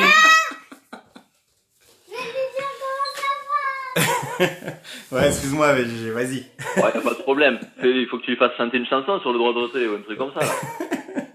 Et il est capable en plus. Non, voilà. Après, je sais pas si t'as des questions ou quoi, sinon j'ai deux trois trucs. Non, mais juste en gros là, du coup, votre usine est fermée, c'est ça? Elle est fermée pour 15 jours minimum. Ça sera, je pense, reconduit un certain temps. D'accord, avec maintien de salaire? Non, avec chômage partiel, c'est-à-dire 84% du net. Nous, D'accord. on revendique le maintien de salaire. On revendique que ça soit payé par le patron. Bon, tout ça, c'est des choses qui, à mon avis, c'est notre rapport de force qui va falloir. Donc déjà, c'était vécu comme une victoire énorme hein, par les salariés d'avoir imposé la fermeture de l'usine, parce que ils pensent d'abord à leur santé, à la famille et tout ça. Ouais. Donc c'était vécu comme une victoire énorme. Nous, évidemment, on veut le maintien de salaire, on veut que notre prime de production ne saute pas. Il y a un combat qui est très important là à mener pour nous, c'est les intérimaires, parce que les intérimaires, en fait, ça reste flou. Ils vont avoir chômage partiel jusqu'à la fin de leur contrat, c'est-à-dire pour certains jusqu'à vendredi, mais ensuite, advienne que pourra. Ouais. Donc, en fait, nous, on veut se battre pour qu'ils soient maintenus, avec maintien de salaire, etc. Et on leur a promis qu'on se battrait pour ça. On va faire au mieux. Et juste une dernière question autour de vous là. Du coup, est-ce que dans l'aéro ça a un peu fait un peu de bruit, le fait que votre usine elle ferme en fait, est-ce que ça est en train de faire réfléchir autour de vous? Oui, déjà, il y a d'autres usines qui ont fermé parce qu'il y a d'autres équipes syndicales qui ont fait le taf, etc. Et aussi parce que, au-delà du travail des équipes syndicales, pour l'instant, ça les fait chier d'arrêter la production, c'est vrai, mais il n'en reste pas moins que le chômage partiel, c'est financé par notre argent et c'est pas eux qui le payent. Qu'ils ont eu plein de propositions du gouvernement de report de charges, d'aide, etc. Donc voilà, c'est ça qui fait aussi qu'il y a il y a des usines qui sont quand même en train de fermer. Même si à mon avis, il y en a d'autres qui ferment pas et c'est scandaleux, franchement, qu'il y en a qui restent encore à travailler dans des secteurs pas essentiels du tout. Donc voilà. Oui, ça a fait du bruit après parce que nous on a fait une vidéo, on a l'habitude d'essayer de montrer, on a l'habitude d'essayer que notre lutte elle s'arrête pas aux frontières de l'usine, mais qu'elle serve d'exemple ou d'aide à d'autres travailleurs, et notamment dans l'aéro. En fait, il y a plein de petites entreprises sous-traitantes qui n'ont pas de syndicat, etc. Et aujourd'hui, ça a eu beaucoup d'écho. Et on était content parce qu'il y a pas mal qui nous ont contactés après et qui nous ont posé des questions et tout. On a pu les aider. Et j'espère qu'on va pouvoir dans les prochains jours les aider, même à faire fermer l'usine, etc. Et juste, il y a Vas-y. un message que je veux faire passer qui me semble important là dans la période. Moi, je veux passer un hommage aux équipes syndicales de base, aux syndicalistes de base, parce que si les entreprises elles ont fermé, dans celles qui ont fermé, c'est grâce à eux et à personne d'autre. Franchement, moi je te dis comme syndicaliste CGT à la base, je me suis senti dans cette bataille-là seul face à moi-même, laissé face à moi-même. Et en tout cas, là, je regrette que l'appareil de la CGT et la confédération CGT et les grands syndicats en général, ils organisent pas nationalement la bataille, parce que s'il y avait un rapport de force national et que c'était pas en fait laissé à chacun d'essayer d'organiser la bataille sur sa boîte et droit de retrait et tout ça, eh bien on pourrait obtenir que le gouvernement il décrète la fermeture des usines comme il a décrété la fermeture des commerces non essentiels samedi, etc. Et le fait qu'il n'y a pas ça, c'est dégueulasse parce que ça laisse chacun face à son rapport de force. Nous on est content, on a imposé ça, mais après dans la journée j'ai plein de gens dans le nettoyage, des travailleurs ultra précaires et tout ça, qui m'ont appelé, qui m'ont dit c'est bien ce que vous avez fait, comment je peux faire moi et tout ça. Et sans syndicat, sans rien et tout, c'est galère. Donc franchement, je regrette vraiment ça. Tu vois, la CGT, ils ont sorti un communiqué aujourd'hui à 14h pour dire il faut que les usines non essentielles ferment, mais ils se sont réveillés après la guerre, tu vois, on a déjà fait le taf. Ouais. Donc oui, voilà, parce qu'ils ont été cooptés dans le truc d'union nationale, etc. De c'est pas le moment, les guéguerres. comme si en fait ces histoires-là n'étaient qu'une histoire de guéguerre en fait, de boutique et de chapelle en fait, mais que c'était pas de protéger en fait l'intérêt de la population, de la classe ouvrière en fait, notamment de les envoyer comme ça aller bosser pour aller faire des rivets quoi, C'est clair. pour fabriquer des rivets pour des avions, pour des trucs, des avions qui déjà décollent même plus. Déjà ceux qui sont utilisables, ils décollent pas. Alors c'est vraiment la préoccupation première en fait de faire des rivets pour des avions qui vont être fabriqués qui vont peut-être mettre plusieurs mois avant d'être finis quoi. Enfin c'est quand même quelque chose d'incroyable. Ah, c'est clair, l'union sacrée, c'est vraiment de la merde. Moi, je partage pas, en fait, ce truc qu'ils ont même que ce soit Martinez, même Mélenchon, de dire, non, mais là, c'est pas le temps des polémiques, etc. Moi, en fait, le patron, il m'a dit, c'est pas le temps des polémiques. Là, dans cette bataille-là, quand on leur a dit, on veut le maintien de salaire, des travailleurs, et avant même aujourd'hui, hein, il a dit, ah non, mais là, c'est pas le temps des polémiques. Et quand je l'ai raconté aux collègues, au moins les collègues, ils ont compris que quand quelqu'un te dit c'est pas le temps des polémiques, c'est parce que il veut faire passer les trucs qui l'arrangent à lui, quoi. Ouais. Donc si au moins ça peut servir à ce que les gens captent que l'union sacrée c'est de la merde, il n'y a pas d'union sacrée, je veux pas une union sacrée derrière Macron, on a nos choses à défendre, c'est déjà pas mal. Ok, merci Gaëtan. Ben merci à Et toi. Bon courage. tout le monde te félicite là en tout cas. Ils ont dit faut faire débrayer la TCOR. Eh ben tu vois, j'ai même pas eu le temps d'appeler la TECOR, j'ai des amis là-bas et courage à eux, j'espère Voilà. qu'on va y arriver. Fais débrayer tout Toulouse. Si j'avais cette puissance, ça serait énorme. Allez, salut GG, Bon fais courage. attention à toi. À la prochaine. Ciao. Ciao. Voilà, chers amis, on était avec Gaëtan. On va faire encore intervenir 2 autres personnes. Parce que je me doute qu'avec l'heure, merci à toutes celles et ceux qui sont connectés. Donc vous venez de voir, on a eu tout d'abord Leïla qui est une professionnelle de la santé dans le Haut-Rhin. On a eu Arnaud qui est des chantiers de Saint-Nazaire. Là, Gaëtan avec une autre expérience en fait, il expliquait son entreprise, elle a 40 ans, c'est la première fois qu'elle ferme, c'est la première fois que l'entreprise ferme en fait. Ils ont débrayé massivement et ils ont obtenu à minima pendant 15 jours, qui est le maintien à 84% du salaire, c'est-à-dire chômage partiel, et lui-même le disait qu'il y aura un autre temps de bataille en fait pour obtenir le maintien à totalité de leur salaire, mais également des primes et autres. Et ça c'est normal, c'est ce que je disais au début du live. Nous en tant que classe ouvrière, on doit réclamer en fait la fermeture des entreprises en fait qui ne sont pas nécessaires à la vie de la population, d'accord. Il y a certains lieux qu'on ne peut pas fermer, comme la santé ou d'autres, ou l'énergie, l'eau ou autre. Mais il y a des entreprises comme celle de Gaëtan qui fabriquent des rivets pour Airbus, qui est un sous-traitant d'Airbus, et pareil pour les camarades du chantier naval de Saint-Nazaire, qui fabriquent des bateaux de croisière. Donc il y a d'autres chats à fouetter, j'ai envie de dire, dans cette période-là, et en l'occurrence, c'est au patron de payer et non pas à la sécurité sociale. Et je le dis et je le répète, la sécurité sociale,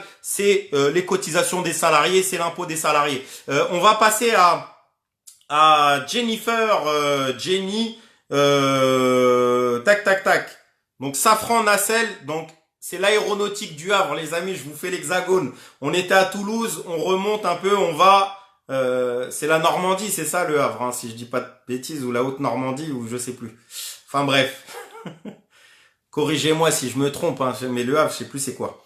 C'est la Haute-Normandie ou la Normandie. Ah ma mère, mince. 44, Ouais, elle est sur répondeur. On va passer à l'est chez Christian Porta. Chez Christian Porta, s'il est là. Christian Porta qui est délégué CGT à Neuhauser dans une usine d'agroalimentaire du côté de la Moselle. Allô? Oui, Christian. Ouais, ça va, tu m'entends? Oui, parfait. Bah écoute mon ami, présente-toi, t'es en live là sur Révolution Permanente, les gens t'écoutent. Ah bah merci déjà de me donner un temps de parole. Je t'en prie. Donc salut, moi c'est Christian Porta, donc je suis délégué syndical CGT chez Neuhauser en Moselle, donc nous c'est dans le Grand Est, donc c'est vraiment là aussi la région. Christian, essaye de te rapprocher du téléphone si tu peux. Parce que un petit peu. Ouais, là tu m'entends là? Vas-y. Ouais, voilà, donc nous c'est le Grand Est, c'est une des régions les plus impactées là, ça devient extrêmement compliqué chez nous. On a les hôpitaux et tout qui sont saturés, donc moi je travaille comme j'ai dit, chez Neuhauser, donc c'est une boulangerie industrielle, donc nous c'est encore différent.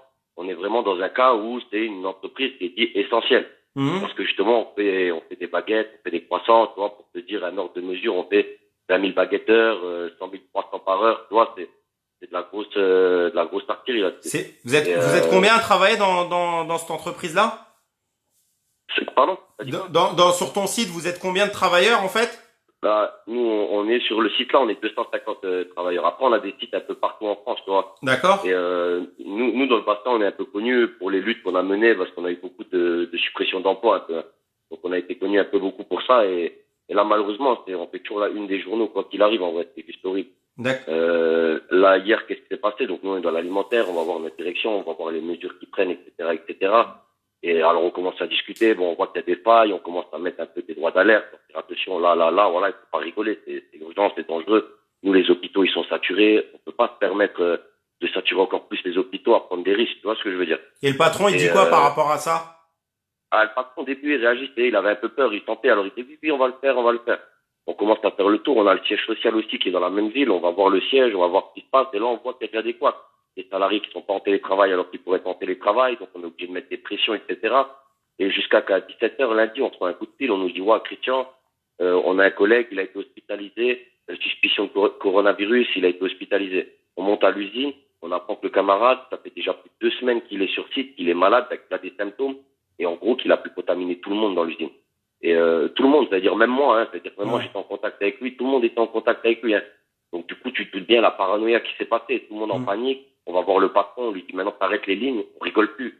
Le patron qui veut pas, alors on explique, écoute, où t'arrêtes, où on fait un droit de retrait, on sort tout. Alors on lui a expliqué, hein, il y a plus de 4 heures de production sur les lignes, donc je t'ai dit, 20 000 baguettes heure, tu le multiplies par 4, pareil pour les croissants, tu vois. On lui dit, écoute, où on arrête proprement, où on fait un droit de retrait. Il chipote, on a mis plus de 2 heures à lui mettre des coups de pression, une partie des salariés sont sortis, et ils ont décidé d'arrêter les lignes, donc qu'est-ce qu'on a fait? On a allé, on a pris des protections, on a fait en sorte que, tu vois, il n'y a pas de gaspillage, on n'est pas au moment où on peut se permettre de jeter des produits, etc. Donc, on a arrêté les lignes proprement, et depuis hier soir, c'est quoi, après 23 heures du soir, il y a plus une ligne qui est en marche. Donc nous, on a demandé que des mesures soient prises, qu'on fasse des tests aux camarades pour être sûr, parce que justement, le problème qu'il y a en Moselle, c'est qu'on est tellement touché qu'ils font plus de tests aux gens.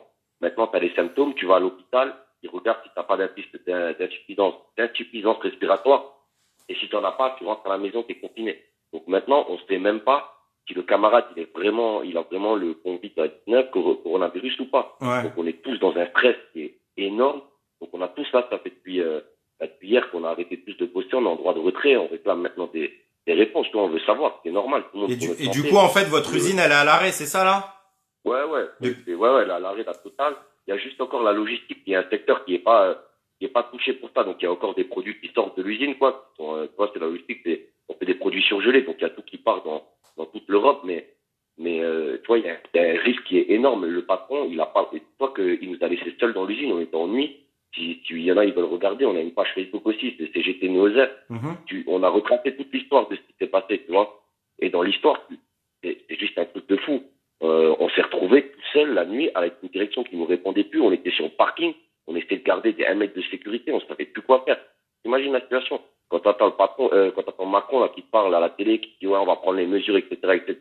Et que nous on était quoi, une 50aine de salariés livrés à nous-mêmes devant l'usine à pas savoir quoi faire, à se dire est-ce qu'on peut rentrer chez nous parce qu'on a tous fait notre droit de retrait, mais normalement un droit de retrait tu dois rester sur, tu vois quand tu as un droit de retrait quand il y a un problème de. Ouais, sur le site après en l'occurrence là c'est sur le site. Bah oui. Mais là en Voilà, l'occurrence ça a pas de faire un droit de retrait pour rester sur place, ça a pas. Ouais, donc on était un peu en panique. Qu'est-ce qu'on a fait? On a décidé entre nous, on a décidé de rentrer, etc. Alors, il y a un camarade qui est resté la nuit. Moi, je suis revenu le matin directement, à 4 heures du matin. Donc, on commence à 5 heures. On a attrapé l'équipe du matin. On leur a expliqué. On a fait tous là, on a fait une assemblée. On a dit, voilà, maintenant, droit de retrait, personne rentre, intérimaire, embauché. Voilà. Et maintenant, nous, ce qu'on est en train de faire, la direction, elle a déjà dit que la direction, elle est mise seulement qu'à 8 heures du matin. Donc, voilà, on est tous rentrés. Elle nous a dit, on va désinfecter l'usine. Et dis-toi que 3 heures après, on fait un message. Oui, vous pouvez revenir travailler à 13 heures, tout est bon. Donc, on est allé dans l'usine, de nouveau sur le parking, on leur a dit non, maintenant c'est fini, on bosse plus tant qu'on n'a pas de mesures, tant qu'on ne peut pas bosser en sécurité. Nous, on veut bien bosser. C'est pas le problème. Ouais, parce que c'est ça en fait, parce que vous êtes dans une, c'est ce qui est magnifique en fait dans ton discours aussi, c'est que vous-même vous êtes conscient en fait de l'utilité, de la nécessité en fait de maintenir la production et notamment pour pouvoir nourrir les gens en baguettes, en croissants et autres. et qu'en fait c'est le Voilà, patron qui est exactement. plus qui en réalité gère mal le truc. Mais c'est quoi que vous exigez Mais, du coup exactement pour pouvoir reprendre le ben, boulot? nous déjà maintenant, on veut, toi déjà, bon, ils ont désinfecté l'usine. Nous, l'équipe qui a été vraiment en contact avec le camarade le premier, ce qu'il faut savoir, c'est que hier après-midi, au moment où on est en train de faire l'assemblée générale, on apprend qu'un deuxième camarade est mis en confinement. Tu vois un peu la Ouais, psychose qu'il y a eu ouais, d'un ouais, coup, quoi. ouais, Donc, c'est normal. en plus, l'équipe qui était directement impactée était là. Et comme tu as dit, toi, nous, on est conscient de ça. Nous, on n'est pas en train de dire on veut pas. Toi, nous, on n'est pas en train de faire des avions comme tous les camarades qui parlaient avant, là. Hmm. Dès qu'ils sont sur des chantiers qui sont Oui, inutiles, faut oui, arrêter. Nous, on sait qu'on a une utilité. En plus, on fait de la boulangerie industrielle. On sait très bien que nous, nos produits, ils finissent dans les Lidl, dans les Carrefour. C'est qui va? C'est la classe ouvrière, tu vois. C'est hmm. les travailleuses et les travailleurs. C'est pas les bourgeois qui vont aller Hmm. là-dedans. Tu vois ce que je veux dire? Ouais, Nous, on sait qu'il va falloir faire attention pour nous, nos camarades, tu vois.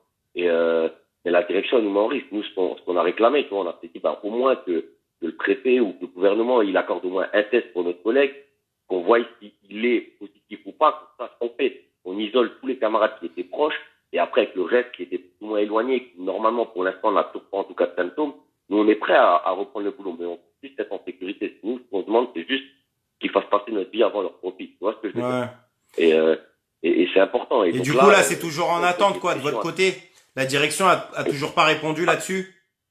Ah ouais, non, elle a pas répondu là-dessus. Le pire, elle a essayé de les faire rentrer dans l'usine et tout. On a dû vraiment faire front et batailler, expliquer. Voilà, donc là, on a conseillé à nos collègues d'appeler leurs médecins aussi traitants, de leur dire, voilà, maintenant, vous voyez ce qu'ils vous conseillent.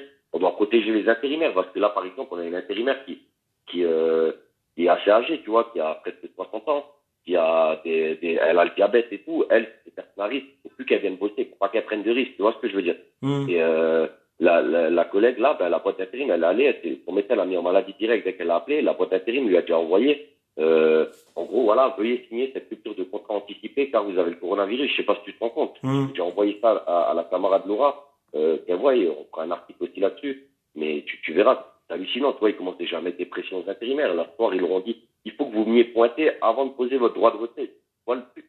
Pour essayer qu'ils viennent à l'usine, pour leur dire, venez à l'usine, comme ça, ils essaient de les faire rentrer pour essayer de les faire bosser. C'est juste, toi, n'importe quoi, ils les mettent en danger, c'est horrible.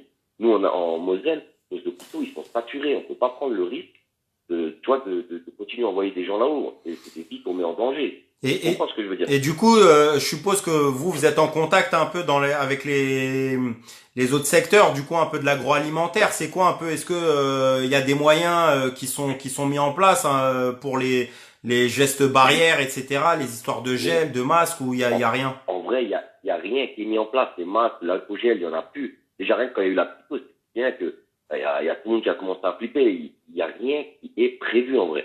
Ils nous laissent livrer à nous-mêmes. C'est les travailleurs et les travailleurs. On est obligé d'organiser pour faire en sorte qu'on puisse au moins assurer un service minimum si on peut. Parce que là, dans mon boîte, par exemple, on peut pas. Nous, on est obligé de s'organiser. On voit à côté des boîtes qui ont fermé, qui ont commencé à désinfecter les locaux et tout et tout. Par contre, on voit d'autres boîtes comme Total ou Arkema qui, eux, sont en train de tourner normal, alors qu'il y a des cas et tout. Tu vois le truc, hein, nous, en Moselle, t'as une chance sur deux qu'il y a un cas qui est contacté à côté, qui est contaminé à côté de toi. À l'heure où je te parle, c'est même possible que moi, je suis contaminé, parce que, comme on a tous dû batailler, les élus CGT, on était sur le site, on a dû faire front, etc.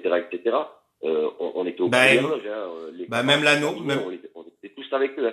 même la Et, nourriture en réalité, parce que enfin bon, il y a si ils disent que les objets, etc., enfin ils peuvent rester contaminés ah ouais, pendant parfois plusieurs jours. Ils disent entre quelques heures et plusieurs jours. Donc enfin ah ouais, c'est extrêmement, je te jure, c'est si au extrêmement final ce compliqué, qui là. nourrit les gens en fait c'est contaminer du coronavirus, c'est quelque chose de très grave. Plus vos familles, etc. derrière, enfin Bah ouais. c'est Moi, incroyable j'ai pris quoi. des mesures, tu vois, je suis resté confiné maintenant, je reste chez moi, tu vois, je suis juste avec ma femme, moi, on est jeune, moi, j'ai 28 ans, elle est jeune aussi.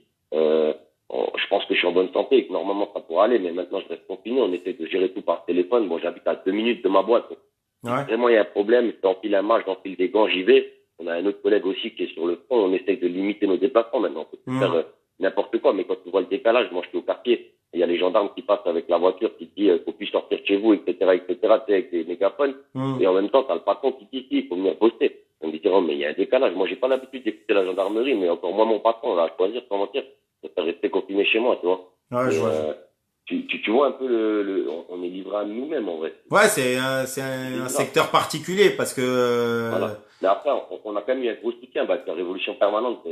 Aujourd'hui, ça nous a donné de la force. C'est sympa, au moins qu'on voit qu'on n'est pas dans le vide, tu vois, qu'on ne se va pas dans le vide. Et on a eu beaucoup de personnel, notamment des ambulanciers, les médecins généralistes et tout, des services hospitaliers qui nous disent continuez, lâchez pas, on peut pas prendre de risques parce que on est un peu une rempart pour eux aussi. On essaye d'éviter la propagation du virus en même temps. Et ça nous a fait plaisir, tu vois, qu'il y a beaucoup qui nous ont dit, tenez au courant pour les collègues, on a eu vraiment beaucoup de messages de soutien, et notamment du message hospitalier, alors que nous, on les remercie tous les jours, on leur dit merci pour tout ce que vous faites, merci et tout.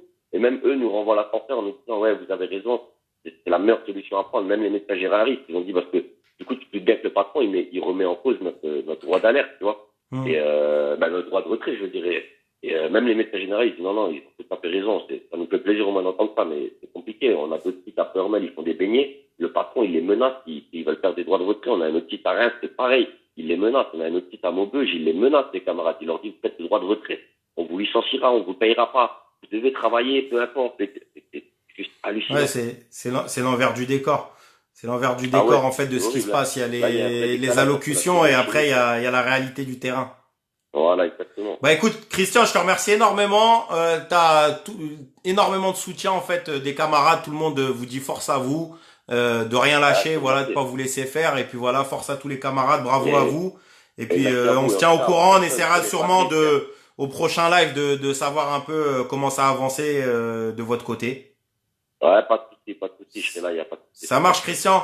Merci à toi. Ça marche. Merci, mon ami. Merci à toi aussi. Allez, salut. Salut, ciao. Allez, salut. Voilà, chers camarades, on était avec Christian Porta, qui est délégué CGT Neuhauser en Moselle dans une usine d'agroalimentaire. Donc il fait de la boulangerie industrielle. Il disait notamment 100 000 baguettes et je crois 50 000 croissants. J'ai plus le chiffre, mais en gros qu'ils étaient 250 salariés. Ils ont exercé leur droit de retrait depuis hier soir, notamment car il y a eu un cas de coronavirus et notamment très certainement une deuxième personne qui est suspectée. Et en fait, il n'y a aucun moyen. Ils ne peuvent même pas dépister. Il faut savoir que la question du dépistage, en réalité, quand on prend le cas de la Corée du Sud, faut savoir que le dépistage, en fait, a aidé énormément, en fait, au fait que l'épidémie ne prenne pas réellement en Corée du Sud, alors qu'ils sont dans le secteur dans lequel, en fait, l'épidémie de coronavirus a été la plus importante. Mais ils ont réussi notamment à travers la question du dépistage, en fait, à gérer le risque de contagion. Il faut savoir qu'en réalité, la question du dépistage, c'est juste une question de coût. D'accord? C'est parce qu'à un moment donné, le gouvernement et notamment les patrons ne souhaitent pas mettre l'argent pour faire les dépistages nécessaires. Ils peuvent le faire, mais ils ne souhaitent pas le faire, en fait, parce que ça coûte de l'argent pour eux. D'accord? Donc au final, il nous renvoie à l'individualisme, c'est-à-dire à te démerder, à toi de voir à peu près, de te faire de l'automédication, de savoir si tu considères que tu as le coronavirus ou pas. Et au final, ils ne veulent pas dépister. Donc dans le cas de ces camarades-là, où on voit la conscience de classe des prolétaires, en réalité, on voit la conscience de classe d'un camarade comme Christian, qui au final te dit qu'ils savent que c'est nécessaire pour eux de pouvoir reprendre la production, notamment parce que les camarades qui consomment malheureusement ces produits-là, qui sont des produits qui vont dans des grandes surfaces, en fait, ce sont des travailleuses et des travailleurs, en fait, des ouvriers qui viennent s'alimenter, en fait, et qui sait très bien que l'arrêt de leur usine, c'est de l'alimentation en moins pour la classe ouvrière. Et c'est là où on voit cette conscience de classe, en fait, mais que d'un autre côté, ils ont le cul entre deux chaises, on va dire, entre permettre l'alimentation en fait de la population et de l'autre côté de pas surcharger la question des hôpitaux. Moi j'ai trouvé extraordinaire en fait, c'est que il a très peu parlé en fait de leur santé à eux en fait. Je trouve que c'est un niveau en fait de dévouement assez extraordinaire en fait, parce que la préoccupation de lui et ses collègues, c'est de pas surcharger les hôpitaux. C'est-à-dire ils sont dans un dévouement quasi total en fait. D'une part de nourrir les gens et de l'autre côté de ne pas surcharger en fait les hôpitaux, donc le personnel hospitalier, et de l'autre côté la population qui serait malade elle aussi. Donc il y a un truc vraiment très fort en fait dans le témoignage de Christian. On a eu, on va pas pouvoir avoir vu l'heure et notamment des camarades qui se réveillent tôt et puis on va dire j'ai laissé pas mal les camarades intervenir et pouvoir être libres dans leur intervention sur ce live là, et je les ai pas limités en temps. Du coup, on essaiera de faire un deuxième live avec d'autres camarades qui n'ont pas pu intervenir, notamment dans les transports, parce qu'il se passe beaucoup de choses dans les transports, notamment le fait que par exemple les bus, les métros, les rames ne sont pas désinfectés, où il n'y a pas de désinfection systématique en fait, où on met très peu de moyens en fait pour pouvoir désinfecter les bus, les métros, les rames, et en fait on fait encore du transport voyageurs quotidiennement en fait, alors que de l'autre côté on dit aux gens de ne pas aller voir un proche à eux, qui ne peuvent pas aller se déplacer pour aller voir quelqu'un, un membre de leur famille, ils ne peuvent pas se regrouper, ils ne peuvent pas aller pique-niquer. Mais d'un autre côté, on voit toute la folie, les dérives du capitalisme en fait, à maintenir à Saint-Nazaire des milliers de travailleuses et travailleurs chaque jour, de voir que des usines comme notre camarade Gaëtan, les ateliers de Haute-Garonne qui font des rivets pour des avions pour Airbus, qui au final sont contraints de travailler, il a fallu qu'ils débrayent. Aujourd'hui, ils ont réussi à maintenir 15 jours de salaire.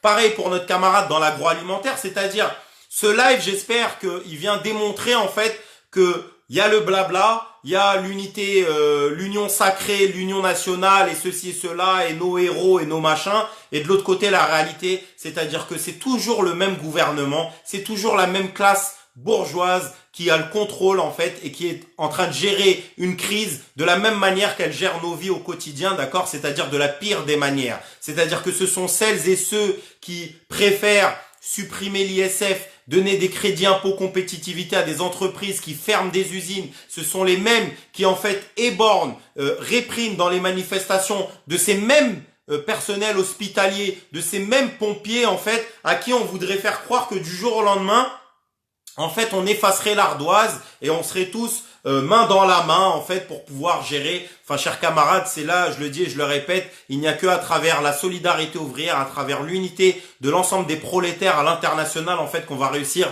à changer la situation et faire en sorte que ces choses se règlent là, notamment avec la présence d'esprit et la responsabilité de ces camarades-là qui savent que lorsqu'ils sont même dans des entreprises d'agroalimentaire, et ben ils pensent à la gestion notamment et aux ressources vitales pour la population en fait, et prennent des risques pour eux-mêmes, c'est-à-dire ils prennent des risques en fait d'être contaminés, de contaminer leurs proches, mais en fait leur préoccupation c'est de nourrir les gens et de pas surcharger les hôpitaux dans un secteur qui est déjà trop chargé. Donc voilà, chers camarades, il faut plus que jamais en fait rester chez vous, celles et ceux qui peuvent, ceux qui sont dans des secteurs. Même si vous n'êtes pas syndicaliste, allez vers le délégué syndical, allez essayer de faire en sorte de discuter, de faire des réunions entre collègues, essayez d'agir. C'est la période en fait dans laquelle il faut agir, notamment dans des entreprises, des usines dans lesquelles vous n'avez aucun intérêt vital, d'accord ?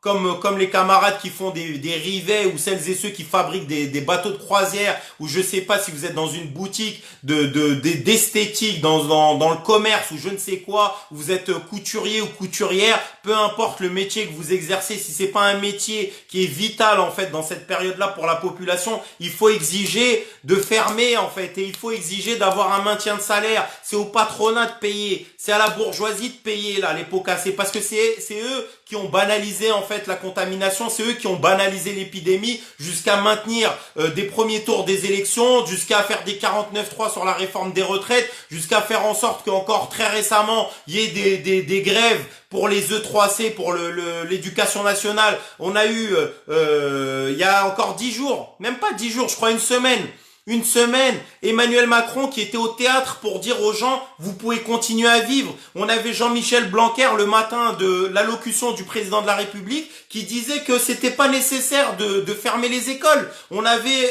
Agnès Buzyn qui disait que elle candidaterait à la mairie de Paris parce que pour elle la crise l'épidémie de coronavirus est terminée. C'est ça en fait les camarades qui est en train de se passer. C'est ces gens-là à qui en fait on demande de gérer nos vies aujourd'hui, et en fait on est en train de voir à travers ces témoignages-là qu'ils sont plutôt en train de gérer les profits, et qu'en fait ils essayent de faire semblant dans des allocutions répétées, parce que ça on va en manger les amis. Hier, on a eu Macron, Castaner, le ministre de la Santé. Aujourd'hui, on a eu Édouard Philippe. On va en manger. Et donc, il va falloir être solide et notamment les lives sur Révolution Permanente, les articles et tout ce qu'on peut diffuser, en fait, va permettre de montrer en réalité ce que je disais, cet antagonisme de classe, en fait, et cet antagonisme, en fait, entre la classe ouvrière et le gouvernement bourgeois, en fait, qui fait semblant de donner des moyens et qui donne rien du tout à personne. Et c'est ça la réalité du terrain. Vous étiez du bon côté de la barricade et vous êtes toujours du bon côté de la barricade. Donc, chers camarades, je le dis, je le répète, il faut exiger la fermeture de l'ensemble des entreprises qui ne sont pas nécessaires, le maintien de salaire, il faut qu'on réquisitionne des logements pour celles et ceux qui sont dans la rue, parce que aujourd'hui, c'est 160.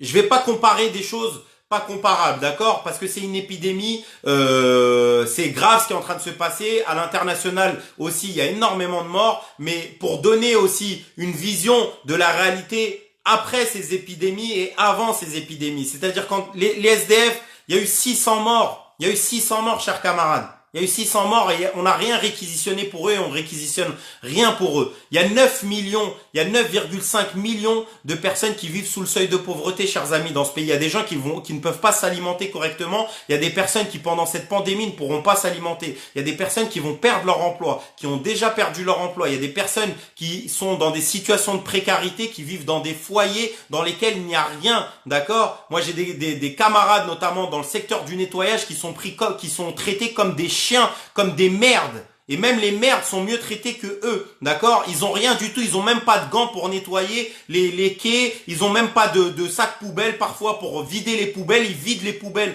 à la main, d'accord? Et on profite d'eux parce que ce sont des personnes qui ont des titres de séjour, ce sont des personnes qui vivent parfois dans des foyers Sonacotra ou autres. C'est ça la réalité du terrain, les amis. Et pour ces gens-là, ils ne font rien du tout. Ils en ont rien à faire.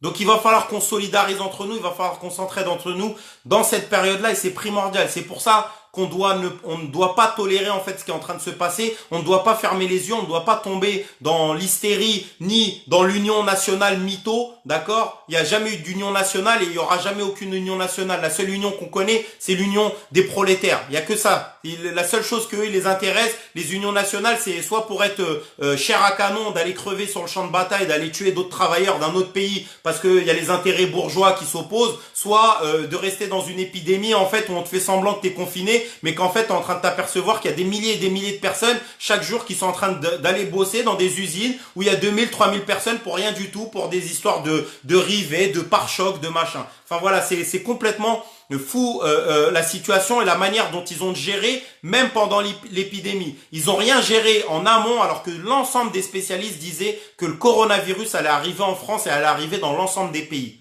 D'accord? Mais ils ont préféré se préoccuper de la sextape de Benjamin Griveaux. Ils ont préféré se préoccuper de qui ils mettaient dans la mairie de Paris. Ils ont préféré se préoccuper de toutes ces choses-là, en fait, de savoir si on maintient les concerts, si on maintient Disneyland, Parc Astérix. Et petit à petit, en fait, voilà. Il a dit 7 fois le mot guerre hier. Il a dit 7 fois le mot guerre et 0 fois le mot confinement, les amis. D'accord? Il a jamais parlé de confinement une seule fois. D'accord? Donc, ils veulent mettre des PV aux gens. Donc demain, si vous mangez un PV ou quoi que ce soit, eh ben vous irez leur dire à travers ce live que il y a des milliers de personnes qui travaillent à Saint-Nazaire, qui travaillent dans l'aéronautique et autres, dans énormément d'usines, dans énormément de fabriques en fait, et qui travaillent pour des métiers qui sont pas vitaux et que il y a aucun sens en fait à cette situation-là. Donc voilà, chers amis, il faut garder la tête froide, mais il faut aussi avoir les épaules solides dans cette période-là, notamment. Et il va falloir affronter la classe qui est en face de nous en fait et qui est en train de préférer ses profits, qui est prête à faire des lives sur France 2 depuis des cabinets ministériels pour pas se déplacer, mais qui en fait on n'a rien à taper de savoir qu'il y a des personnes qui sont comme le camarade de Christian en Moselle, qui sont dans des usines où il y a des cas de coronavirus et il n'y a pas de dépistage. D'accord? Parce que c'est ça ce qui est en train de se passer, les amis. Donc voilà, tombons pas dans la psychose, gardons la tête froide, voilà. Et puis on essaie de se retrouver dans la semaine, j'espère, pour faire un point d'étape avec les camarades qui sont intervenus et puis d'autres, et notamment des camarades des transports publics, parce que c'est un secteur aussi important dans lequel il y a très peu de choses qui est en train de se faire. Nous d'ailleurs, dans notre secteur, on vient de déposer un droit d'alerte pour risque de danger grave et imminent, parce qu'on a des postes d'aiguillage notamment qui sont ouverts au fret Et je vois pas en quoi faire passer des bobines de ferraille ou des trains avec des voitures dessus qui vont être commercialisées. On voit pas en quoi c'est nécessaire en fait à la vie du pays, notamment nos camarades qui sont à l'équipement, qui sont là, travaillent comme si de rien n'était, sont dans des brigades où il y a 10 personnes, dans des locaux où il n'y a pas de désinfectant, il n'y a rien du tout en fait qui est mis en place et on maintient le travail sous prétexte qu'on a dit le transport c'est vital, mais au final on fait pas le tri en fait, on fait pas le tri entre ce qui est nécessaire ou pas. Donc voilà, on essaye d'intervenir au quotidien et notamment je salue l'ensemble des camarades qui chaque jour se prennent la tête pour essayer de faire en sorte que les gestes barrières, que les moyens soient mis en place et puis jusqu'à aller dans des droits de retrait, des droits d'alerte, des débrayages si c'est nécessaire. Et voilà, et je tenais également encore en conclusion à féliciter l'ensemble des professionnels de santé, les pompiers, les gens du SAMU, les ambulanciers, les médecins, la médecine libérale, les médecins de ville, de campagne, les anesthésistes, les infirmiers, les infirmières, les aides-soignantes, toutes celles et ceux qui savent faire en fait aujourd'hui, qui essaient de se démerder avec des salaires très faibles en fait et qui sont eux-mêmes inquiets pour leur santé et la santé de leurs proches, mais qui au final sont au front aujourd'hui pour la population sans distinction et qui au final demain malheureusement lorsque l'épidémie elle finira, demain on les oubliera et c'est comme ça qu'ils fonctionnent parce qu'ils ont toujours fonctionné comme ça. C'est pas la première fois que le personnel de la santé il a été utile, ce n'est pas la première fois que les transports publics ont été utiles. Dans les temps de guerre, on a il y a eu des résistants cheminots, il y a eu des résistants qui ont fait dérailler des trains, etc., qui ont fait énormément de choses, qui au final il y a encore comment dire, il y a des pierres tombales qui parlent de cheminots résistants et autres, des personnels de la santé qui ont fait énormément de choses, mais au final passé un temps, on les oublie, passé un temps, on fait comme si de rien n'était et on repart sur les contre-réformes néolibérales pour pouvoir continuer à massacrer l'hôpital public, massacrer ce qui est en train de les transports publics et autres, et il y a qu'à voir aux États-Unis ce qui est en train de se passer aussi. Enfin voilà, Donald Trump, il a cru que ça y est, en fermant les frontières, c'était fini. Mais au final, la gestion chez eux est catastrophique en fait. Les gens qui n'ont pas de quoi se soigner, c'est terrible. C'est terrible ce qui se passe dans des pays comme les États-Unis, qui sont parmi les premières puissances mondiales et qui au final n'ont même pas de quoi soigner en fait les prolétaires de leur bled. C'est quand même quelque chose d'incroyable ce qui est en train de se passer. Donc chers amis, on était ensemble pendant 2 heures de live. Je vous remercie d'avoir suivi, merci d'avoir d'être connecté sur Révolution Permanente. Partagez ce live pour que celles et ceux qui n'ont pas pu se connecter puissent le suivre. Partagez la page Facebook, likez si c'est la première fois que vous arrivez sur Révolution Permanente. Et puis, on se retrouve pour un prochain live, j'espère très vite. En attendant, prenez soin de vous et de vos familles et voilà. Faites attention à vous. Salut, ciao.